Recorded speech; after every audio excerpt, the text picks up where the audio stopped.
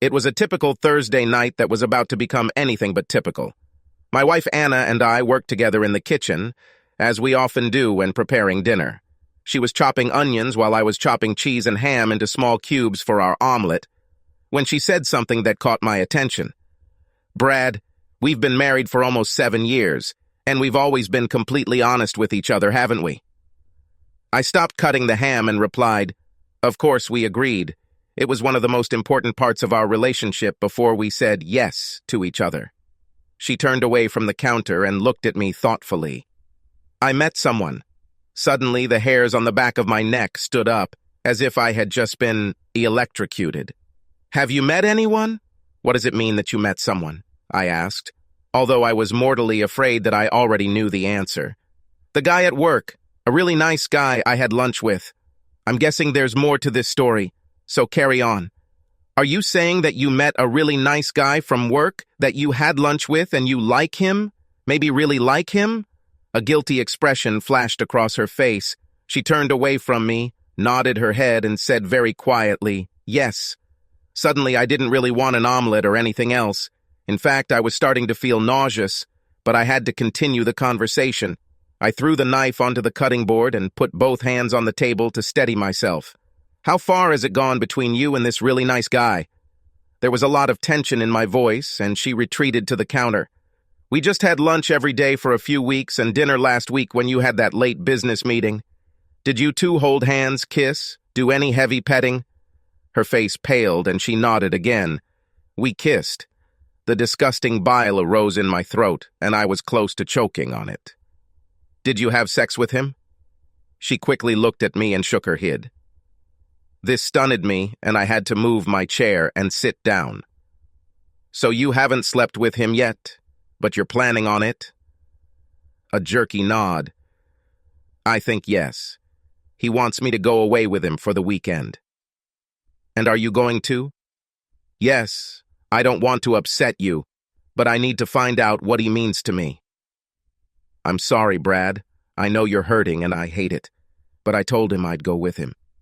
I couldn't sneak away without telling you. We were always so honest with each other about everything." "Can I ask where you two are going?" "In Las Vegas." "I assume in the same room?" "He says he booked a room. Big spender. He thinks very highly of me. I have no doubt about it. When are you leaving?" "Tomorrow morning." "Wow, you sure waited until the last second to tell me, huh?" "I waited before I hurt you because I had to be absolutely sure that I needed it." I almost laughed, but it sounded more like a choked sob. "That was very thoughtful of you, Anna. Does he know you're married?" "Yes, sure. I always wear wedding rings." "Do me a favor and don't wear them when you're in his bed in Las Vegas." "Brad, I talk about you all the time when I'm with him."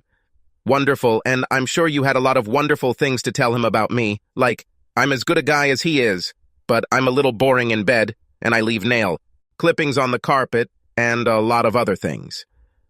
Little negative things that made you leave me." She looked shocked. "I never said anything bad about you, Brad. But not enough to stop you from going away with him for a sex-filled weekend. You love me, but obviously you haven't lately, have you?" "No. Oh, I don't know, I'm confused." "So you jump into the arms of a really nice man who knows you're married but doesn't care. I'm the one clearing things up so you don't get confused, right? A few days and nights in Vegas, in his arms and in his bed, to clarify everything you feel about me and him. Let him take over your body, which, by the way, you promised exclusively to me several years ago. Let him have you until you can't stand up. One of you takes condoms." She actually had a few tears running down her cheek. "I'm on the pill, Brad, so I don't need condoms." "Has your really nice boyfriend been tested for an STD recently?" "He's not like that, Brad. He hasn't been with a woman for over 2 years. He says so, but I'll bet you $1 million that it's not true. He's after people like you, Anna. He sees a beautiful, sexy married woman and wants her. This is the perfect game for guys like him. Steal a beautiful married woman and fuck her. Make the pathetic husband a cuckold. If I'm right, and it hasn't been tested, you may find out that what happens in Vegas may not stay in Vegas. Something may follow you home in a very unpleasant way. This nice guy is your boss? No, he is the boss of my bosses. So, you're really selling out, aren't you? There's no point in climbing the corporate ladder when you can use your feminine charms to slide up a rung that's several scales above you. I don't know what I'm doing, Brad, but I want to find out, and the way you're being mean to me isn't helping. I'm not going to help you go away with another man for a hot weekend and have sex in Vegas, Anna. Let me ask you something. If I beg you not to leave, if I get on my knees and beg you to stay here with me, will you do it? She lowered her eyes to the floor and shook her head. I can't, Brad. I told Stan I'd go with him, and I can't break my word. At least now I knew his name. Wow, I see. You can easily break the sacred vows you made to me 7 years ago, but you cannot break your promise to Stan. This is true? I'm so sorry, Brad. I don't want to hurt you, but I have to do this for myself. Please try to understand. I knew right away that I had lost her, but because of my pain and suffering, I had an idea. A parting shot that won't make her change her mind, but may make her wonder what her actions will do to us. I stood up and turned towards the door to the basement. Wait here. I want to show you something. Then I'll get out of your way and you can prepare for your trip. I went down to the basement and rummaged around until I found the Halloween props I was looking for. Then I opened our wall safe, took out a piece of paper, took a hammer and some nails, and took it to the kitchen. Anna looked at me like I was crazy when she saw me carrying the small wooden coffin we used as a Halloween decoration up the stairs. What is this for? Just have fun for a minute. We've been together for a long time, and before we finish, I want to show you something. I set the 3-foot wooden coffin on the kitchen counter, dumping the ham and cheese I'd been working on off the cutting board and onto the floor. This is a coffin. Well, it's a cheap Halloween prop, but it's still a coffin. Here is the lid that goes on the coffin. This is a hammer, and these are nails. When I showed her the hammer, she started to get nervous. And this, I said, showing the paper that I took out of the safe, is our marriage certificate. I opened the lid of the coffin, put our testimony in there, and put the lid back on the coffin. Brad, what are you doing? Return our marriage certificate to where you took it.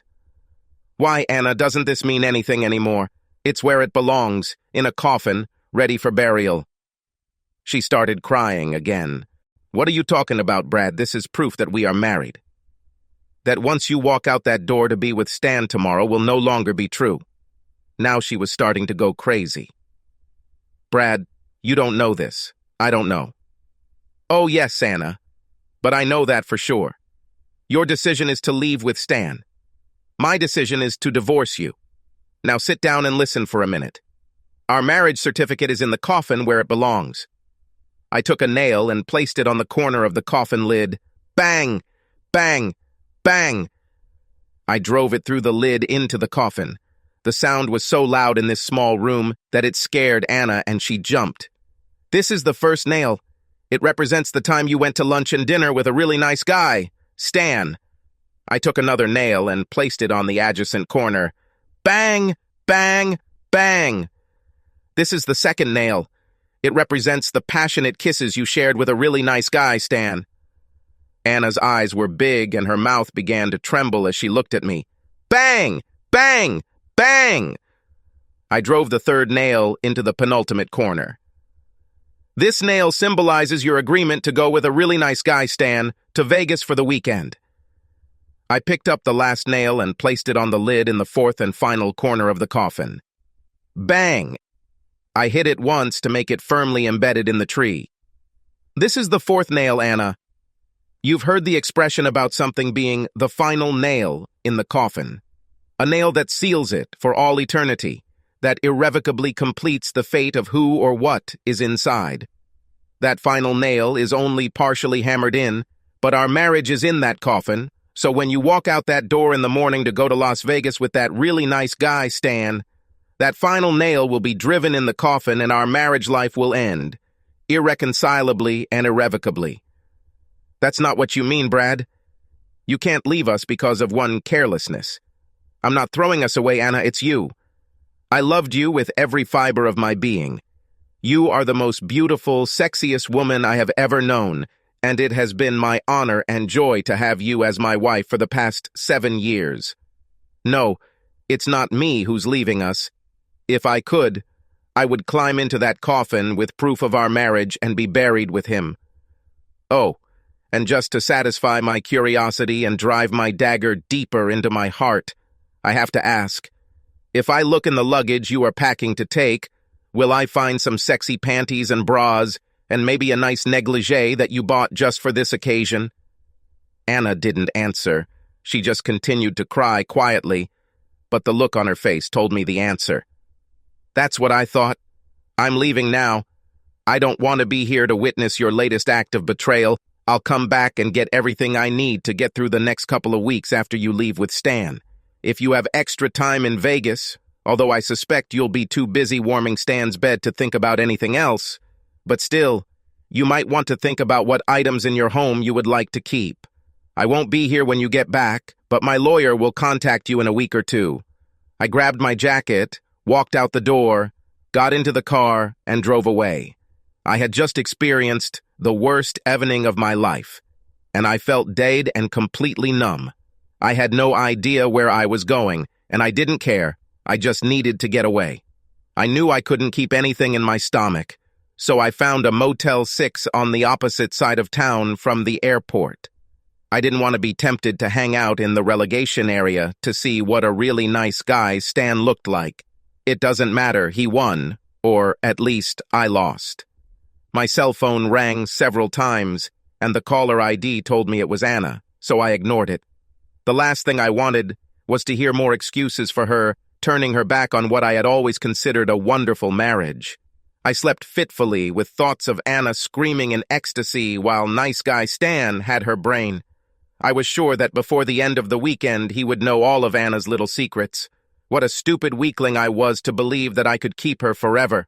I got up early, showered, put the same clothes back on, and went to the nearest Denny's for coffee and toast, and that was it. No matter how hard I tried not to think about what Anna was doing at the moment, I couldn't get rid of it.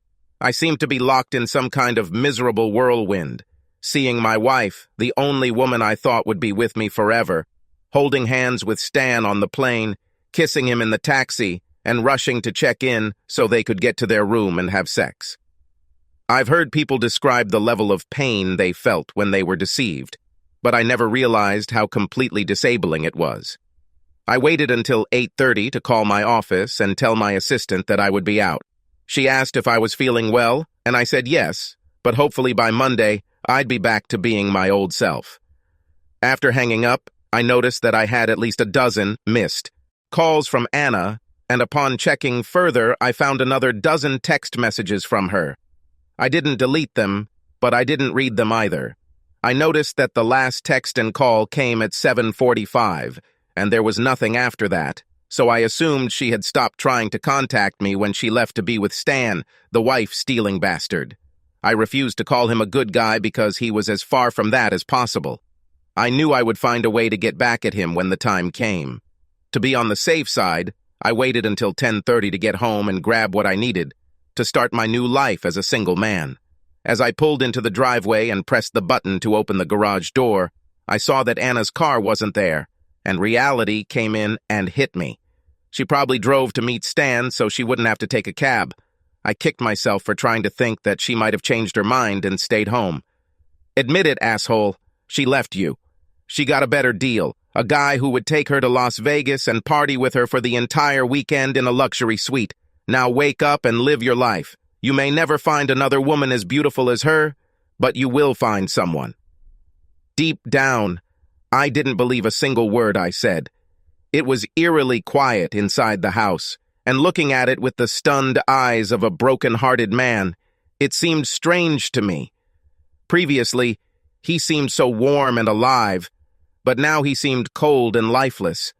I walked through the kitchen and noticed that the pieces of cheese and ham that I had thrown on the floor had been removed, and the coffin was no longer on the table. I decided it was most likely in the trash can. I don't think my little lesson had much impact on Anna. I know that lust is a powerful thing, and when you're curled up in its grip, it's hard to be rational. I walked up the stairs to the bedroom, wondering how long it would be before Stan had my wife in what had been our marital bed. Damn it. I had to stop torturing myself like that. Entering the room, I saw a coffin standing in the middle of the bed, the lid was slightly open, and a crowbar lay nearby. Someone, Anna, probably put a lot of effort into getting the nails out.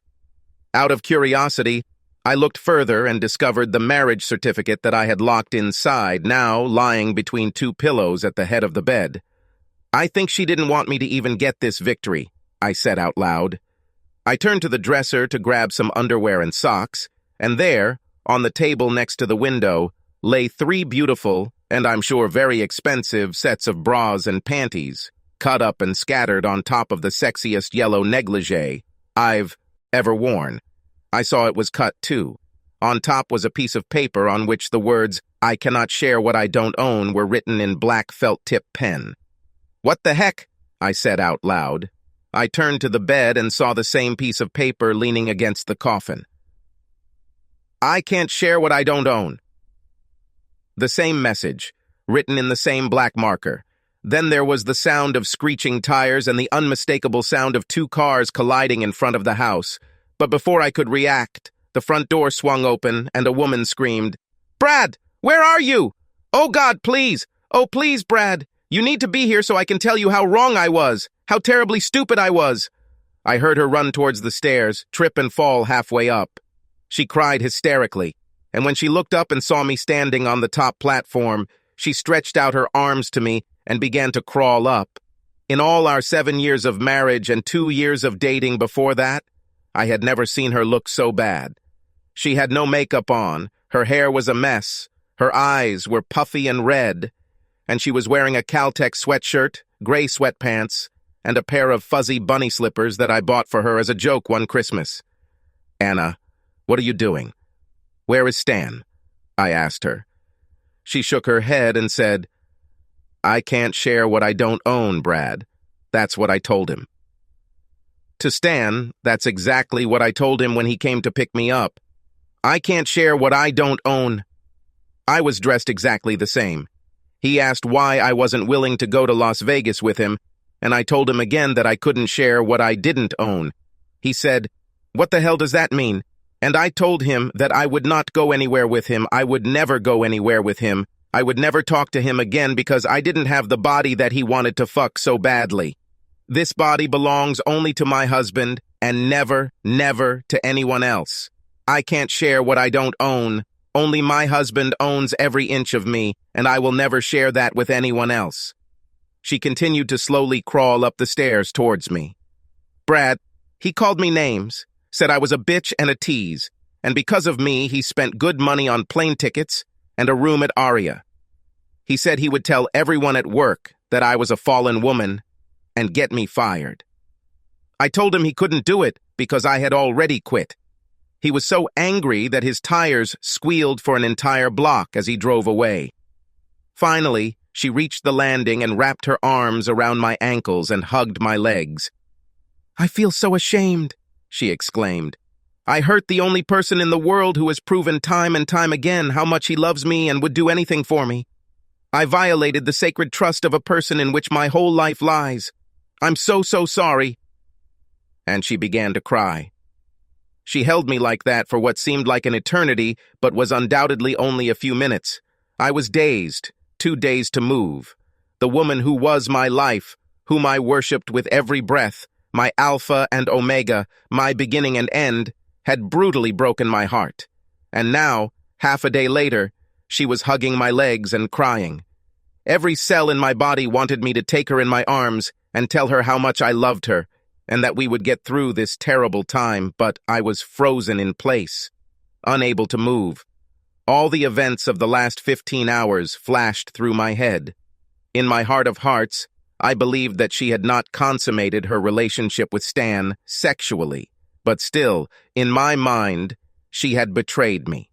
A married woman does not have intimate lunches and dinners with another man. A married woman does not share passionate kisses with another man. A married woman does not accept or plan a vacation with her lover in Las Vegas. True, she came to her senses before any real damage was done, but she betrayed me nonetheless, I stood and looked at the woman who had been my world until last night, and it was obvious that she was in as much pain as I was. Our marriage was teetering on the edge of a very dark abyss, and I wondered if we had the strength to move forward without falling off the edge. I reached down and lifted Anna to her feet, and we held each other until the sobs subsided. "Let's go make some coffee." "Thank you, Brad." "Oh, Brad," she whispered. "I think I crashed your car when I was just driving up to the house." "Yes, I heard that. We'll talk about this, too," I told her. I helped her down the stairs and into the kitchen. While we were drinking coffee, I asked her, "What made you change your mind? Last night you were so sure you had to go with Stan. What changed?" She looked at me over her cup, her dark eyes red and puffy. "You buried our marriage." "What do you mean?" "You put our marriage certificate in that terrible coffin and nailed the lid shut. After you left, I went upstairs, but all I could think about was our marriage certificate in this dark, terrible place. Our marriage ended, you buried him. He was in a place where there was no air or light, and he could not get out. And then I began to think about all the wonderful things that testimony had brought us, all that it meant to me. We were a team, so happy when we were together, and I thought about how happy you always made me. I must have dozed off because I dreamed that I was in this coffin, in this dark place, and I felt like I was suffocating. It was so real that it woke me up, and I knew I had to somehow lift the lid off the coffin and get our marriage back to where it could breathe, where I could breathe. She laughed a little. "I never realized how well you hid your tools. It took me at least an hour to find the crowbar, and another half hour to drag the coffin into the bedroom and lift the lid enough to pull out our certificate. I felt possessed. I had to get him out before you put the final nail in the coffin." "When did you decide not to go with Stan?" She giggled again, and the sound warmed my soul.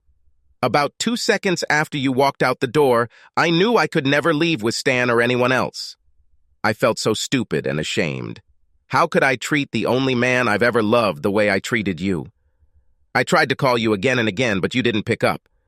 Then I started writing to you, but that didn't work either. Much later, when I finally lifted the lid of the coffin so I could reach the testimony, I thought about how I would tell Stan that I never wanted to see him again. I took off all my makeup and pulled out your old Caltech sweatshirt and sweatpants and put them on. My eyes were already red and ugly from crying, and I wondered how beautiful Stan would think I would be when he saw the real me. That you see all the time and you still love me? You are the most beautiful woman I have ever known, Anna. Even now you look perfect to me. And when I realized that I had to do everything in my power to get you back, for you to love me again. I hadn't packed much yet, but when I started unpacking, I saw the negligee, panties, and bras I'd bought for my trip with Stan, and I broke down again. Suddenly, just the sight of them made me feel sick. They were the final expression of my betrayal, and I had to destroy them, so I took the scissors and tore them all apart. You know they cost a lot of money, but I couldn't bear to look at them, so I destroyed them the same way I think I destroyed you and our marriage. It was then that I went to the place where our marriage certificate lay, took it and studied it. Everything is very simple. It states that Anna Stanford and Brad Connolly were united in holy matrimony on June 12, 2005, witnessed by my maid of honor and your best man. But as I looked at him, it all came back to me. We stood in front of all our family and friends and gave ourselves to each other. We vowed to be faithful to each other until death. And I cried again, realizing that I could not share myself with anyone but you. I can't share what I don't own, and that's what I told Stan when he came to pick me up. Thank you for telling me. You've given me a lot to think about. Do you think we can handle this and everything will be okay? I don't know, Anna. I hope so, but right now I don't know. You almost killed me last night. I have never experienced such pain in my life. I felt so betrayed, so alone, so helpless.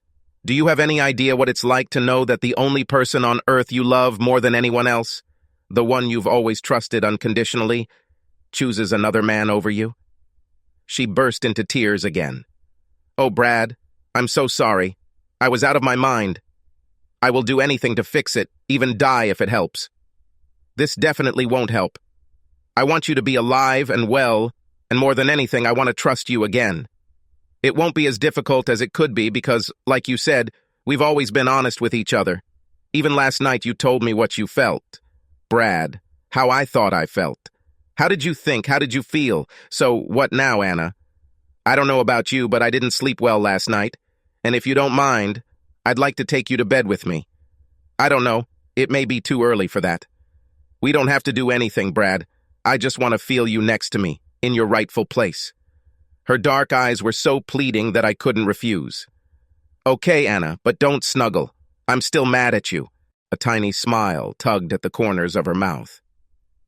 Whatever you say, dear. And she crossed herself, took me by the hand, and led me up the stairs to our room. Absolutely no nonsense. For several months, everything went as usual. No matter how hard I tried, there were times when that night would flash in my head, and I would become sullen. Anna seemed to sense when such moments happened, and she filled me with love, crowding out all other thoughts. She actually quit her job, and when her bosses in HR wanted to know why, she told them. Yes, she was embarrassed, but she needed to get rid of this feeling. It's not too surprising that the head of HR told her that there had been 3 prior sexual harassment complaints against the really nice guy Stan, and long story short, he found himself without a job and without references. Anna not only kept her job, but she was given a fairly substantial amount of money to promise not to sue the company. She worked there for about 6 months after that because we discovered we were going to be parents. Oh yes, of course.